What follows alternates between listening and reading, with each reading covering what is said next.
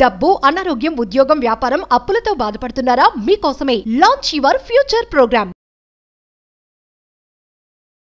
నమస్కారం డాక్టర్ షియా చిరంతకృష్ణ స్వామి గారు. నమస్కారం. ఖండాలు దేశాలు దాటి వెళ్ళిపోతున్నాం అండి. మనీ మంత్ర అనేటువంటి సబ్జెక్టు అంటే క్లాసెస్కి అంత డిమాండ్ ఉంది. దాంతోపాటు చాలామంది కోరుకుంటూ ఉన్నారు. సో దాన్ని బేస్ చేసుకుని అడుగుతున్నాను, క్లాసెస్ మళ్ళీ ఎప్పుడు ఉండే అవకాశం ఉన్నాయి, ఎక్కడెక్కడ ఉండే అవకాశం? 2024లో 20 అక్టోబర్ వచ్చి హైదరాబాద్లో ఉంటుంది, 27 అక్టోబర్ వచ్చి మనకి బెంగళూరులో ఉంటుంది. అలాగే 3 నవంబర్ వచ్చేసి మనకు వైజాగ్లో ఉంటుంది, 10 నవంబర్ వచ్చి తిరుపతిలో ఉంటుంది, 1 డిసెంబర్ వచ్చి మనకి రాజమండ్రిలో ఉంటుంది. ఈ విధంగా వీలైనంత తొందరగా ఎన్రోల్ చేసుకోండి. క్లాసులు చాలా రష్గా ఉన్నాయి. ఈ వీడియోలో ఏం చెప్తున్నారు? ఇక్కడ సంకల్పాలు, లక్ష్యాలు ఏవైతున్నాయో మనం పెట్టుకున్న సంకల్పాలు, లక్ష్యాలు ఇవన్నీ నెరవేరాలని మనకు ఒక ఆలోచన వచ్చినప్పుడు అవి మీరు అనుకుంటే కాదు, మేము అనుకుంటే నెరవేరవు. అవి మీ అంతర్లీనమైనటువంటి సుప్త చేతనాత్మక మనసు నుంచి వెలువడినప్పుడు మాత్రమే అవి సాధ్యమవుతాయి. ఓకేనా? ఒక కోరిక పెట్టుకున్నారు, మీకు ఎప్పటి నుంచో ఒక కోరిక ఉంది, ఆ కోరిక ఉంది కానీ దాన్ని అది ఎలా చూసారంటే మీరు ఎప్పుడు కూడా చేతనత్వంగా చూసారు. అప్పుడు ఎలా ఉంటాయి, కోరికల్లో కూడా 2-3 రకాలు ఉంటాయి మనకి. కోరికలు, లక్ష్యాలు, సంకల్పాలు ఇవన్నీ కంప్లీట్ డిఫరెంట్. కోరిక అంటే పక్క వాళ్ళకు ఒక కలర్ టీ ఉంది, మంచి ప్లాస్మా, మనకు కావాలి, అది కోరిక. ఓకేనా? ఇప్పుడు నేను ఏదో ఒకటి సాధించాలి నా జీవితంలో, నేనేంటనేది ప్రపంచానికి తెలియాలి, లేదా ఎవరు చేయని పని నేను ఏదో ఒకటి కొత్తతనం చేసి ప్రపంచానికి నేను తేలాలనుకున్నప్పుడు అది లక్ష్యం అవుతుంది. ఓకేనా? సంకల్పం అంటే ఏంటంటే ఒక దీక్ష. అంటే ఇప్పుడు మీరు ఒక పని అనుకున్నారు, దానికోసం మాత్రమే పని చేయడం. మనం ఇంతకుముందు కూడా ఒక సైంటిఫిక్గా మనం సైకాలజీ పరంగా ఒక విషయాన్ని చెప్పుకున్నాం. మనం ఒకే పని మీద పదే కొన్ని సంవత్సరాల తరబడి పనిచేయడం, 1 లేదా 2 ఒకే పని మీద దృష్టి పెట్టడం. సంవత్సరాల తరబడి పని చేసినా నీకు అదే రిజల్ట్ వస్తుంది. ఒకే పని మీద దృష్టి పెట్టడం వల్ల కూడా అదే రిజల్ట్ వస్తుంది. ఇక్కడ ఏమవుతుందంటే మీరు ఏది ఏంటనేది మీకు తెలియకుండా ఈ వాటిలో కన్ఫ్యూజ్ అవుతున్నారు. సంకల్పాలు వేరు, లక్ష్యాలు వేరు. లేదంటే మీరు దృష్టి పెట్టడమా, లేదంటే దాని మీద పని చేయడమా, వీటిల్లో ఏదో ఒకటి ముందు మీరు డిసైడ్ చేసుకోవాలి. అంటే ఇప్పుడు మీకు ఒక కోరిక ఉంది, లేదంటే ఒక లక్ష్యం ఉంది.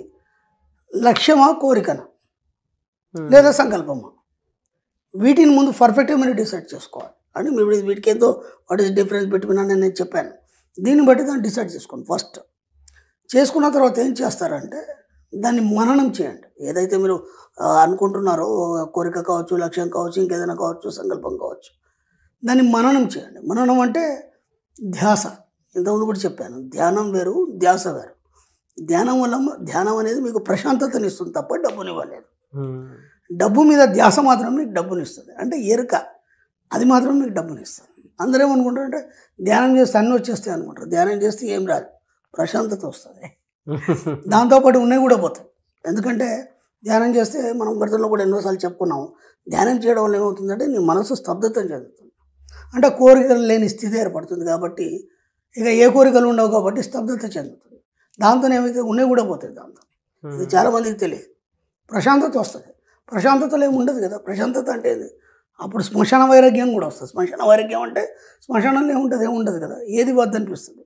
ఇవన్నీ ఏంటి, ఇదంతా తుచ్చమైంది, భార్య పిల్లలు కానీ, డబ్బు కానీ, ఇవన్నీ లగ్జరీస్ కానీ, ఇవన్నీ ఏం అవసరం అని అనిపిస్తుంది.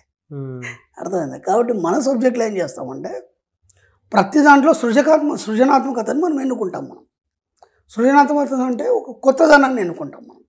అంటే ఎప్పుడైనా లైఫ్లో మనం బోర్ ఫీల్ కాకుండా.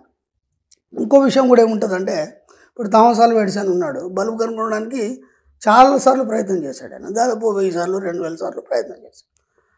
ఒకసారి పిగ్మెంట్ అనేది మార్చిండు, లేదంటే ఒకటి వెండిది పెట్టిండు, ఒకసారి బంగారంది పెట్టిండు, ఒకసారి రాగిది పెట్టిండు, ఏదో చేశాడు. మొత్తానికి లాస్ట్ మూమెంట్లో అది కనుగొనబడింది, అది ఇన్వెంట్ చేయబడింది. అది ఈ యొక్క ఇన్వెంట్లో భాగంగా దాదాపు ఒక 1008 సార్లు ప్రయత్నం చేయడంలో భాగంగా కూడా అతనికి ఏమైపోతుంది అంటే అది బోర్ అయిపోతుంది. చాలామంది కూడా మనం ఇప్పుడు ఒక యూత్ని తీసుకున్నా సరే, ఒక గొప్ప వాళ్ళని తీసుకున్నా సరే, నేను కొందరిని చూస్తున్నాను, మహామేధావి, ప్రపంచంలో గొప్ప ఎంత మేధస్సు ఉండని అంత మేధస్సు ఉంటుంది.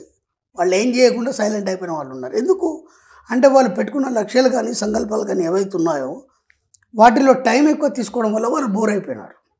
అంటే కేవలం వాళ్ళకి కావాల్సిన దాని మీద దృష్టి పెట్టారు కానీ దానికి సృజనాత్మకతను జోడించలేదు. ఓకే, అర్థమవుతుందా? సృజనాత్మకత అంటే కొత్తదనాన్ని జోడించలేదు. ఇది ఇలాగే చేయాలి, ఇలాగే దీన్ని సాధించాలి. అది సాధ్యం కావచ్చు, కాకపోవచ్చు. కానప్పుడు ఏమైపోతుందంటే దాని మీద బోర్ అయిపోయి దాన్ని పక్కన పడేసి వీళ్ళకి అన్నీ తెలుసా అనే ఒక ఆలోచన ద్వారా సమాజానికి దూరంగా ఉంటూ నేనే మేధావిని అనే ఒక తెలియనటువంటి ఒక అహంకారం లోపల ఉండి దాంతో వాళ్ళు ఎట్లా అంటే ఒక సన్యాసి కావచ్చు, ఒక యోగి కావచ్చు, ఆ విధంగా మారిపోయి వాళ్ళ లైఫ్ స్టైల్ అనేది వాళ్ళు ఒంటరిగా బతకడం అనేది మనం చాలామంది నేను చూస్తున్నాను.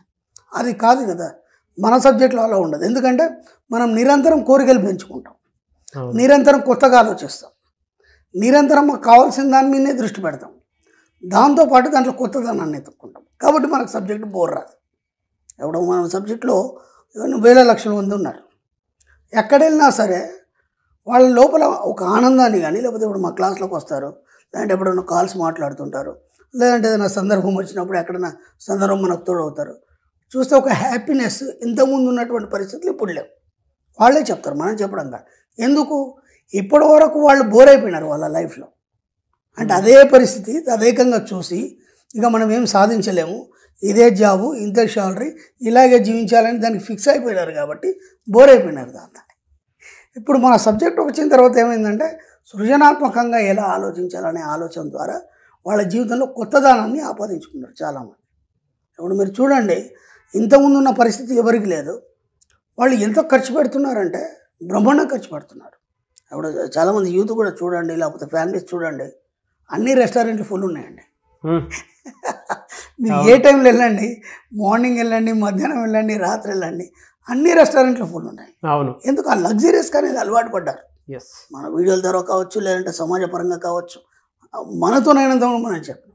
అందుకని ఏంటంటే ముందు నీకేం కావాలనే దాంట్లో ఈ మూడింట్లో ఏదైనా ముందు డిసైడ్ చేసుకొని దాని మీద సృజనాత్మకతను పెంచి దాని వైపు మాత్రం మీరు దృష్టి పెట్టడం మీరు అనుకునేది సాధిస్తారు. సంకల్పాలు కావచ్చు, కోరికలు కావచ్చు, ఇంకేమైనా కావచ్చు. కాబట్టి ఎప్పుడైనా గుర్తుంచుకోండి, ఒక కోరికను పెట్టుకొని దాని వైపు మాత్రమే ఆలోచిస్తూ దాన్ని ఎంత వీలైతే కొత్తదనాన్ని ఆపాదిస్తూ దాని వైపు మీరు పరుగులు తీయాలి. అప్పుడు కదా అది మీకు సాధ్యం అవుతుంది. అప్పటి వరకు మీకు సాధ్యం కాదు. లేకపోతే ఏమైపోతుంది? బోర్ అయిపోయి వెనక్కి వెళ్ళిపోతారు మీరు. చాలామంది విషయాల్లో జరిగేది అదే. కాబట్టి ఇప్పుడు ఒక పని చేయండి మీరు. ఇప్పటివరకు అన్నీ వేరు. ఇప్పుడు మనకు నిన్న ఉగాది పోయింది, మనకి యుగాది ఆరంభం మనకి. ఇప్పుడు ఎట్లాగో మనం జనవరి 1 మనం కొన్ని టార్గెట్స్ పెట్టుకున్నాం కదా, అవి పక్కన పెట్టేసాను. ఎందుకంటే అనుకున్నాం, కాలేదు, అయింది, పోయింది. ఇప్పుడు కనీసం ఇప్పుడన్నా ఒక యుగాది, ఒక కొత్త ప్రారంభం మనం చేసే ముందన్నా ఇప్పుడన్నా ఒక టార్గెట్ పెట్టుకోండి. నేను డబ్బు పెట్టుకుంటారా, సంపద పెట్టుకుంటారా, ఐశ్వర్యం పెట్టుకుంటారా నేను అడగాను. ఎందుకంటే అవన్నీ అలవాటు అయిపోయినాయి మనకి. ఇప్పుడు మనం కొన్ని టెక్నిక్స్ చెప్పడం వల్ల నాకు నిజంగా కూడా ఈ సబ్జెక్ట్కి నేను చాలా థ్యాంక్స్ చెప్తాను. ఎందుకంటే సబ్జెక్ట్ నాది కాదు, ఋషుల ఎంగిలే నేను ఎన్నోసార్లు చెప్పాను.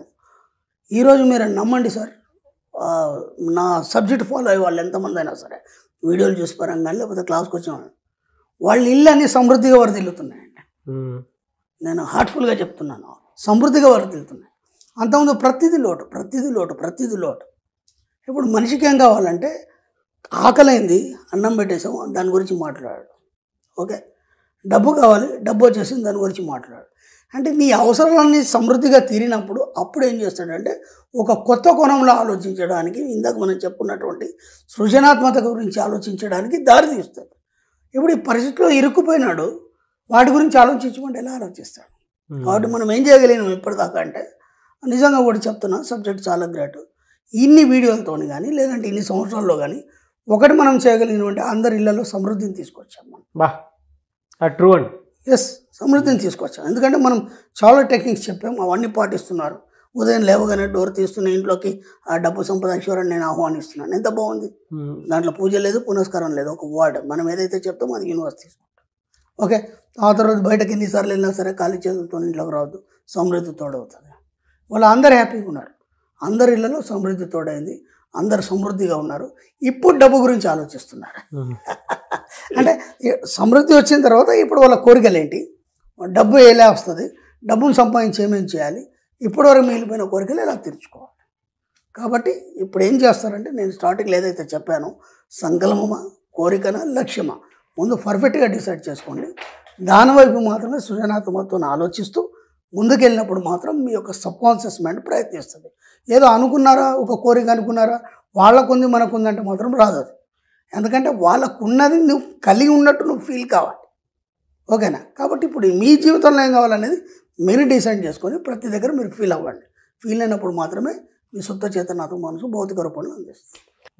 నా ఎక్స్పీరియన్స్ కూడా నేను మీకు షేర్ చేస్తాను. ఉగాది అన్నారని చెప్పేసి, అంటే సబ్జెక్ట్లో మనకు ఉంది కాబట్టి, పైగా మీరు నేను కనెక్ట్ అవ్వడానికి సబ్జెక్ట్ కూడా మెయిన్ కారణం కాబట్టి, నేను ఉగాది అని నాకు కావాల్సింది ఒక 5 రాసుకున్నాను గురించి. ఇదే దీంట్లోనే 5 రాసుకుంటే 3 జరిగిపోయాయి.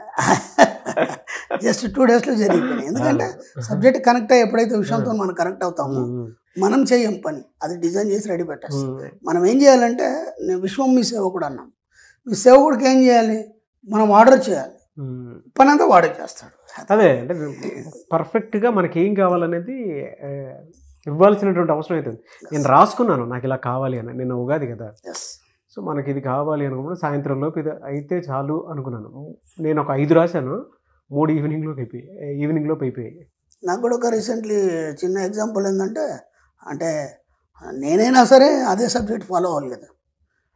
ఒక వర్క్ ఉంది, అది చాలా ఈజీగా, చాలా క్రిటికల్. అది జస్ట్ అనుకున్నాను రేపు వెళ్ళగానే 5 నిమిషాలు వితిన్ 5 minutes అయిపోవాలనుకున్నాను.